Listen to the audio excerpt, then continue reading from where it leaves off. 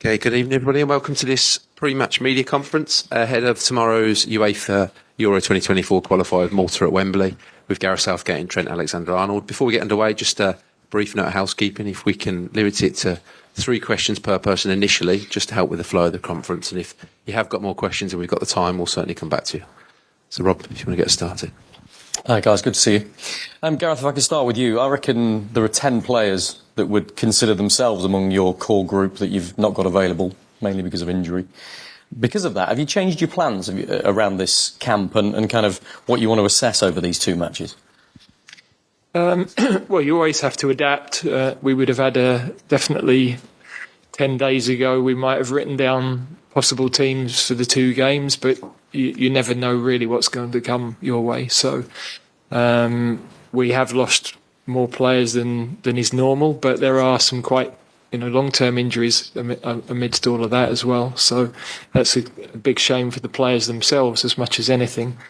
And then there's always opportunities for other players coming in. So in terms of the selection of the team, then we're looking at what's the right balance, what are the different qualities of the players that we can put together so that we have the best possible attacking output, but also with the right structure and balance behind that. And there are some reports today that Scotland want to draft Anthony Gordon into their ranks. We've talked to you a lot about dual nationality players and how sensitive that can be, but are you keen to send him a message right now and say you'd like him to remain patient and wait for a chance with England? Well, yes. I mean, I would do that personally rather than with respect through you. But no, he's a good player. He was very good with our under-21s last year.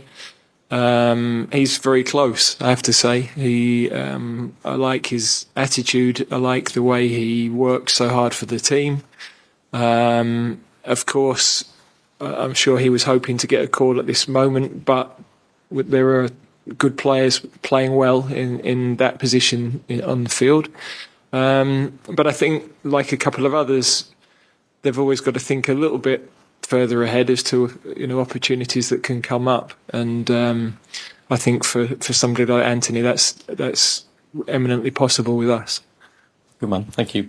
Trent, 2 years ago, England used you in midfield for the first time, and your manager at the time had some choice words about it and said, why would you make the best right back in the world a midfielder? Things have changed a bit from then.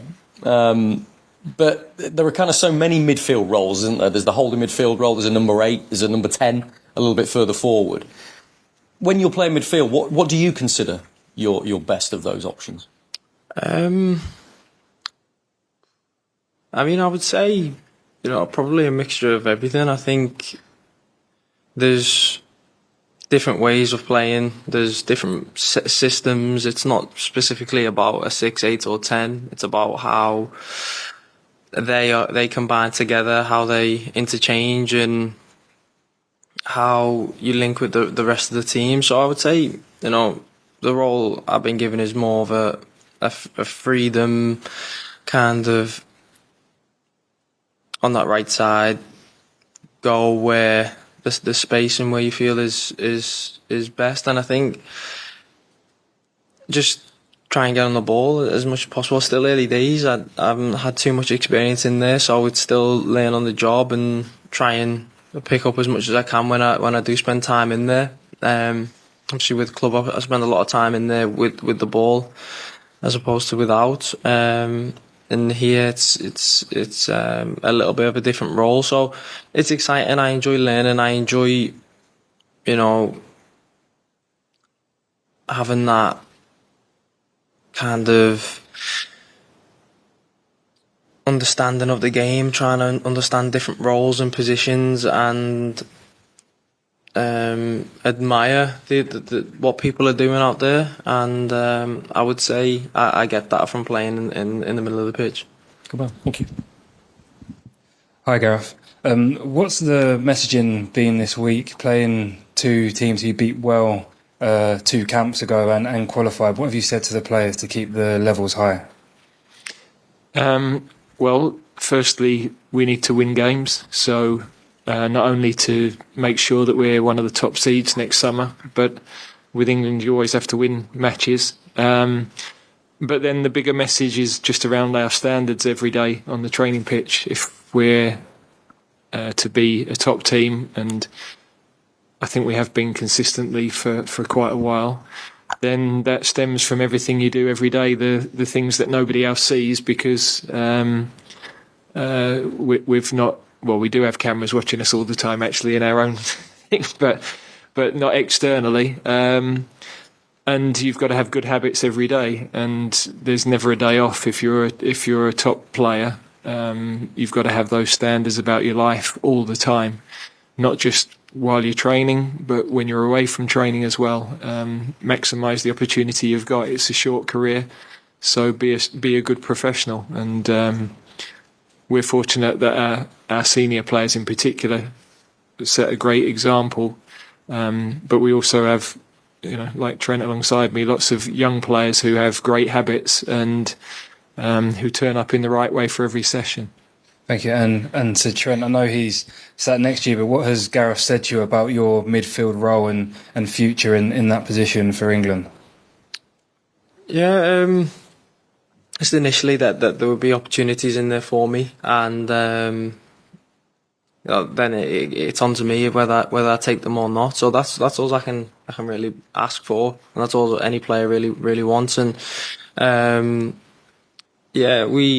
I speak to obviously the manager and Steve, like I do at a club. We sit down, we talk about football, we watch clips, we go through games, and I try and get the best kind of understanding of what I'm asked to do and how I can help the team win games. That's all any player ever wants, is to try and help the team win games and being as effective as possible on the pitch. So I try and do that to the best of my ability, and the messaging I've got from the manager is to go and do that in the best way possible, and get on the ball and do that.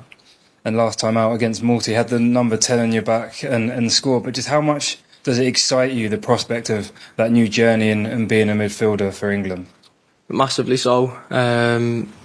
It's something that I think about often. It's something that motivates me when I'm here, when I'm not here. I'm constantly thinking about trying to get into the team for the summer, how I can do that, and how I can take the opportunities that I'm given and make sure that I'm part of the plans for the summer, and a big part of them plans specifically. It's a target I've kind of set for myself, and I think with the help of the manager, the staff, the analysts, the guys that help players, and the conversations and learning as much as possible, I think it's something that I can go and do. Hello. Gareth, watching England players in club football recently has been very exciting. But it's not a coincidence. You saw the vision of what could happen at England at St George's Park, about identifying the talent, bringing them through, the likes of Cole going, winning the Euros, coming now into the senior camp. But then for someone that identified the sort of England player that wanted to be the DNA, there are the sceptics that don't believe you know how to play with them now they're coming through.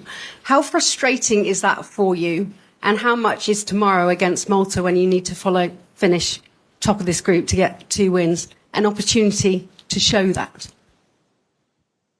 Well, the reality of that is, however well we play tomorrow, people will just say it's a lower ranked opponent, so it would be irrelevant. I don't mind. I think what would be fair would be to say that 95% of the time we've got really good performances out of individual players, in all positions on the pitch. So, I think we have got the best out of players. I think they've enjoyed their football with us. Don't think they feel inhibited. That's never the messaging to them. So yeah, look, people are going to have opinions. I'm probably tired of trying to fight that. In the end, it will be what it is. So I'll just let our results and performances speak for themselves. You're never going to please everybody. So the best way as a football manager is keep winning matches, frankly. And Trent, to your left, how much has he impressed you? Because you haven't always named him in your camps. You've had some criticism for that. And now everyone is just salivating for you to name him in midfield. How much has he grown as the player I remember at the media camp ahead of Russia 2018 going, what on earth is going on here?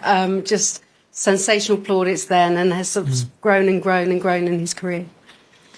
Well, he's always been a super player. The hard part has been in the position he plays at his club.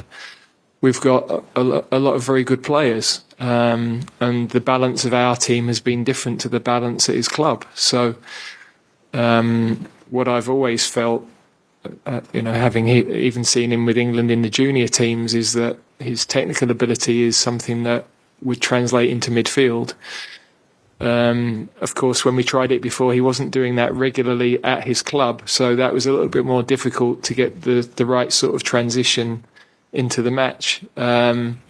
Now he is in those areas more regularly at Liverpool, and so that means it's less unusual when he's receiving in those tight areas. As Trent just said, he's still learning some of that positionally, but so are some of our midfield players, really. We know that his technical ability on the ball and his vision to see passes and then his quality to play passes is different to anybody we have in that area of the pitch. So that's what excites me about it. That's the conversation, we had sort of 6 months ago about trying to play in that position. And then it's really about just trying to do it as regularly as we can. Obviously, it's not straightforward because we're not able to do it every day of the week. And, if I was at Liverpool and he's been as productive as he has in the position he has been, then there's no reason to change what he's been doing. So with us, that's been a little bit different. But we're both excited about working that through. And it's going to be really interesting to see how it develops. I'm only allowed 3 questions, so I have another one to ask, but hopefully later. For you, Trent, how were those conversations about going into midfield? How excited are you, hopefully, to be named in it soon? Because I think England fans are desperate to see you in that lineup. And how has the last few years shaped you as a player, being left out of the camp, the conversations that you've had with Gareth, and now everyone absolutely back to raving about not just one position, but positionally what you could provide for an England team at a major tournament? Yeah, I think, for me, I think, no matter what, I've always had the impression you learn more from the difficult situations you go through in life, and also as a football player. It's the hard times that teach you the best lessons, and there has been difficult moments with throughout, but you persevere to get them opportunities, and it's always been an honour and a pleasure to come to England and to be able to play games for me country and represent my country is the biggest honour that any player can have. It truly is, and I feel that every time I step onto camp. And I think definitely since we spoke, me and the manager in the summer, about a midfield opportunity and trying to see and trying to see if we can make it work and how that could potentially look. There's been a definite newfound excitement for me. It's a huge opportunity, and it's one that I'm grateful to have, but also want to make sure I take it. So those opportunities are very good for me. Thanks, Gary. Paul Joyce and then Simon Page. Gareth, you mentioned to Rob about long-term injuries in certain positions. Maybe Ben, who's played two times in the last 2 years, and Luke 3 times since the World Cup. Is left-back a concern for you moving forward? And secondly, just in respect to tomorrow, this these two games. What options do you have at left back other than maybe Kieran? Yeah, well, we've got centre backs that can slide across, which is obviously you'd like to have natural fullbacks, but the reality is, even if you look in the league, Dan Burn is a centre back playing at fullback. Ben White is a centre back playing at fullback. So teams do take those options. Germany had to do that when they won the World Cup in Brazil. Howardez played at left back. So that is an option. It of course limits or alters how you might play with the ball. You've got to find different sorts of solutions. But there are a vast number of English qualified left backs who are injured at the moment throughout the league. So we feel that the defenders that are here give us the best option of covering that at the moment. Of course, there's a couple that have played regularly that you've mentioned to come back. But there are different ways to solve those problems, and City are another team that are playing centre-backs in that area of the pitch as well. So I think only 1 in 10 people are left-handed. Presumably that's similar numbers on left-footers, so you're always going to have a slightly smaller pool. So I guess the message would be, if you're a parent, get your kid using their left foot. They've got a great chance in life. Have you spoken to... I mean, Ben's had a particularly tough time with injuries. Do you speak to him out of camp? Yeah, I mean, over periods of time, it's tough for players like Ben, like Reece James, who've missed a lot of football. They both missed the World Cup. So for both of them, it's not a situation where it's an overload of what they've had football-wise. Of course, for us, you need players now. If we can only take 23 players next summer, then that physical robustness is a consideration, because we won't have the option to take as many chances as we took in the last couple of tournaments. The last Euros, we took Calvin Phillips, who'd popped his shoulder, had a bit of time to come back in. Harry Maguire for the Euros missed the first couple of games, was still recovering. Kyle Walker in Qatar. That's a bigger gamble next time around that we'd have to consider on each individual case. But those parameters do alter your thinking a bit on the squad. Hi, Gareth. Will Marcus Rashford be available to start tomorrow? And do you have to speak to him about his issues at club level? He seems rejuvenated when he's here. Yeah, I think, firstly, yes. I mean, he hasn't actually missed any training with us. He trained on Wednesday. We weren't able to train as a team on Tuesday. We had that many players who'd had tough games Sunday, still recovering, little injury issues. So we did minimal amount on Tuesday. So he's basically trained as much as everybody else. No, I mean, of course, we talk with all the players about how things are at their clubs, but I think he's scored 5 in 10 for us, and and he's only started 4 of those. So he's in a good vein of form. He enjoys his football with us at the moment. Of course, he's not scoring freely at the minute with club, but that will come. We're looking forward to working with him again this week. I didn't expect to be asking about Bulgaria-Hungary tonight, but I understand that has an impact on the permutations in terms of top seed. Is it your understanding that you can get the job done near enough tomorrow in terms of top seed? I think so, but I'd like to check it with our analysts who are better at maths than I am. So, it would look that way, but I think there'd still be a goal difference to bear in mind, or goals scored. So, I wouldn't trust me on that just yet, Simon.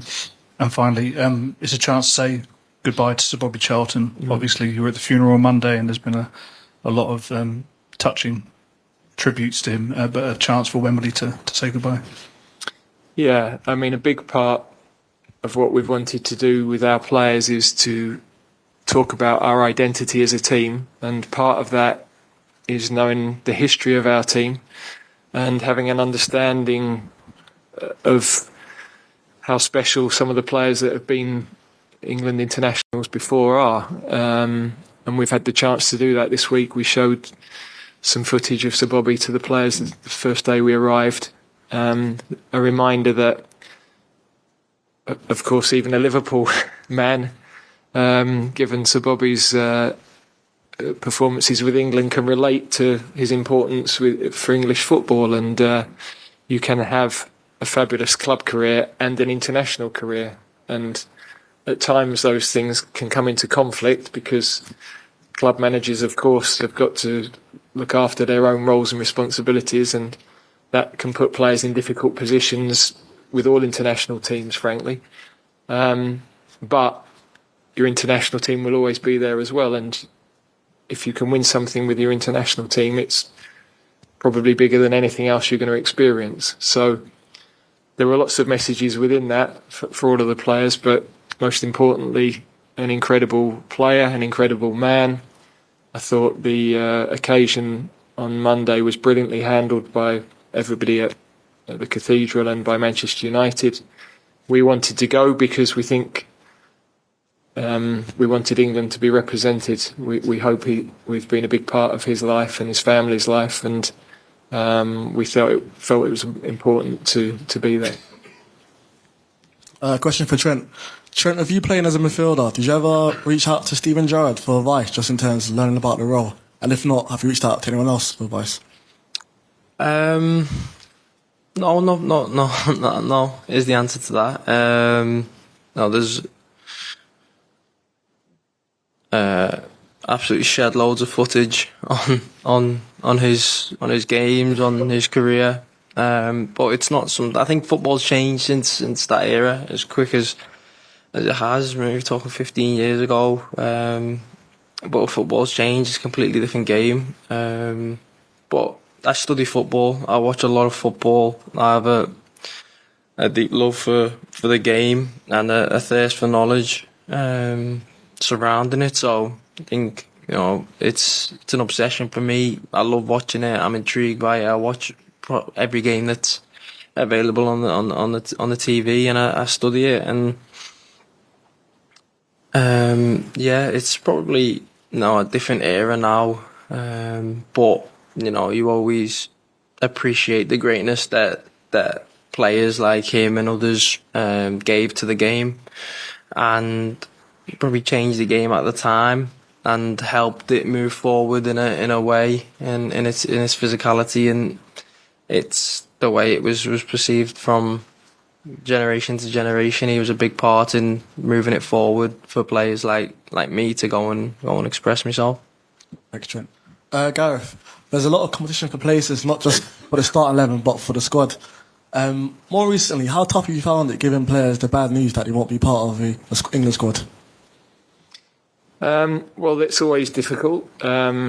I mean, in actual fact, we haven't had to make too many decisions because of injuries and pull-outs. But of course, once those injuries are back, then you've got everybody that's here now and all those other players in the frame. So there'll be more decisions to make. But that's part and parcel of being a manager. You've got to make difficult calls and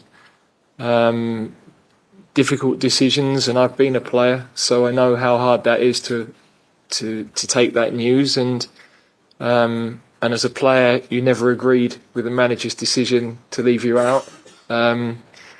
But you can only hope that you do it as respectfully as possible. And there's got to be a clear criteria for why you're making those decisions, and clear feedback for players if there are things that you feel they need to go away and work at, for example. So yeah, we're blessed. We've got a lot of depth in certain positions, a bit less depth in others, but in certain positions on the pitch, we have got depth and very, very good players throughout. And last for me, there's been a lot of talk about equal pay for men and women's coaches following the news that Emma Hayes is going to manage the US women's national team. Just regarding managers like Emma Hayes, how pleasing it's for you that you've got women managers like that about to get equal pay as the men in football? Well, I think, I think equal pay for the same roles is important. There's lots of economics behind that. So, for example, if you're a CEO of a company and you're a male or a female, it should be exactly the same. I think within football, there's obviously the criteria depends on what the income is of the team. So a League One manager wouldn't get the same as a Premier League. A Premier League footballer would get more than a Championship footballer. I think with the US, their women's team has huge economic power, has had success over a long time. I think their shirt sales are one of the highest in world football. So there's probably a closer alignment between what the team generates, female team, and the men's. So whether that's translatable for clubs or other national federations, I think is an interesting debate to have, really. Okay, we've got to get these guys to dinner, so we'll end it there. Thanks for your time today. Thank you. Yeah.